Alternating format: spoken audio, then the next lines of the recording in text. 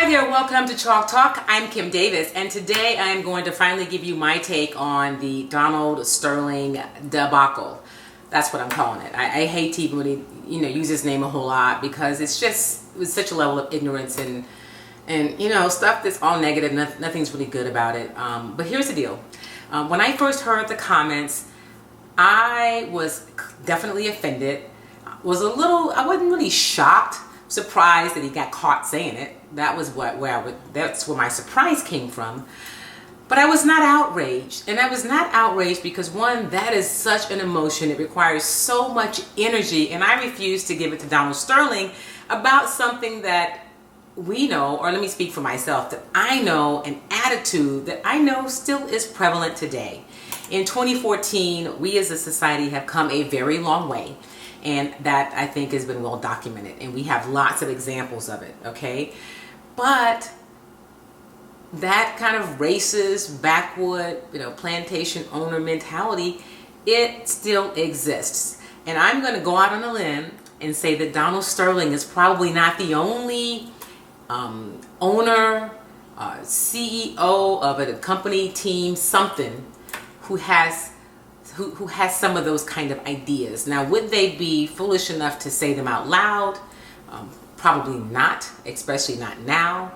But the reality is, you can't legislate how a person feels about other people.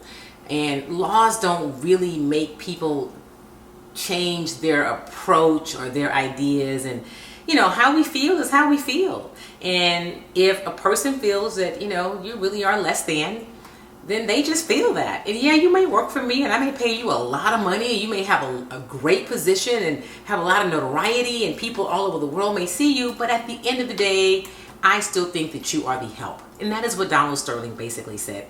They're the help. I don't want to be in with you because that's kind of social and that's not how I see them. I pay them. They're well compensated, okay? That should be enough. Or be around them in private, but don't bring these people, these African Americans, out in public and show them off, not in my seats, in my space, because that's not how I feel about them. Was I outraged? Nah, because he's not the only one. And listen, do you know what the CEO of your company, or the owner of your company where you work, what they think, what their ideology is, how they feel? If they perhaps are racist or sexist. I mean, not that everybody has one of those owners or owners of a company or executives, but I mean, there are some others. If you are an entrepreneur, I'm an entrepreneur, so I work in this media space, but I work through my company, the KD company, but I have to deal with people all the time, and I deal with people that I'm sure sometimes would rather me not be in the room.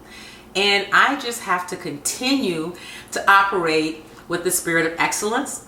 I have to be creative, I have to be productive, and I have to continue to be prepared.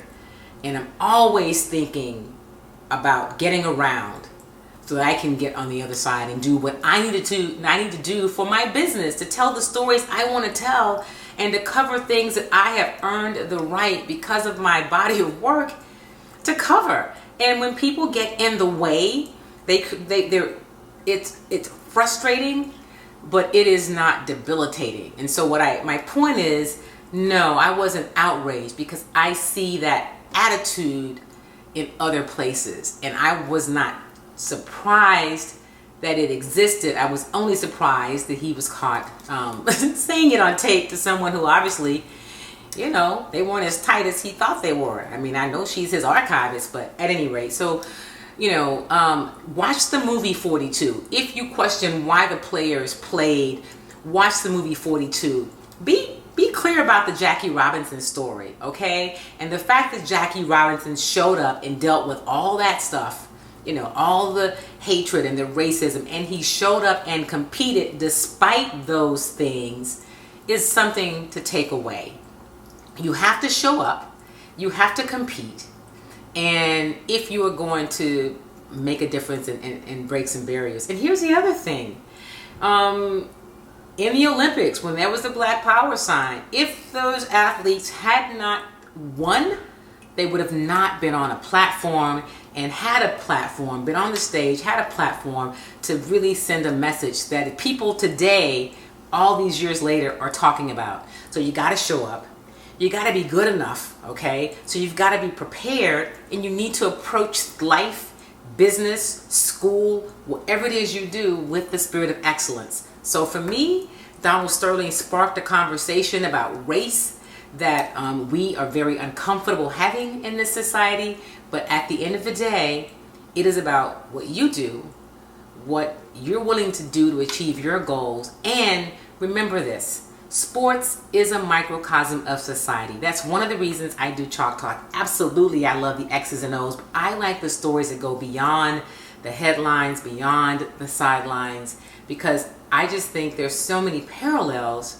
And sports is that thing that kind of brings us together regardless of how much money you make, what your race is, whether you're a man or woman. If you can speak the language, and I may kind of deal with you, for albeit brief, for these moments, but otherwise I'd be more concerned perhaps about where you live, how much money you make, or who you voted for. But at the game, people don't care. Is our team going to win? Are the Rockets going to defend this last second shot and force a game 7? That's what sports creates for us, that opportunity. So that's it for now. This is Chalk Talk, and I will come back a little bit later and we'll talk NFL draft. Make it a great day.